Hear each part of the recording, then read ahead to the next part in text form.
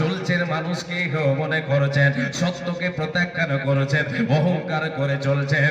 এই ধন দিলকে কিসের অহংকার আপনার, কিসের অহংকার আমার? রূপের অহংকার দেখাবো, রূপটা আমার দিলকে যিনি দিয়েছেন তিনি আল্লাহ। অতএব বান্দারে, তোমার ভেতরে অহংকার থাকবে না।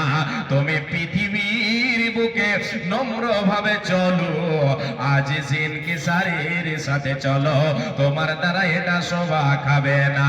আমার আল্লাহ যারা পৃথিবীর বুকে অহংকার করে চলবে, অহংকার করে চলবে, এরা আল্লাহর প্রিয় বান্দা বান্দে হতে পারে না।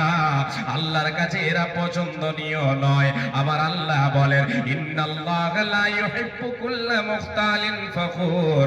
যারা পৃথিবীর বুকে অহংকার করে চলবে, গর্ব করে চলবে, এরাকে আল্লাহ পছন্দ করেন না, এদেরকে ভালোবাসে না।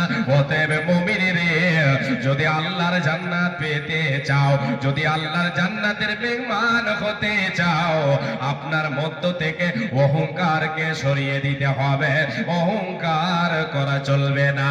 এটা একমাত্র শোভা পাবে যার জন্য, তিনি বলেন আল্লাহ। আল্লাহ ছাড়া পৃথিবীর কোন সৃষ্টিকুলের কোন সৃষ্টি অহংকার করে চলতে পারে না, পারে না, পারে না।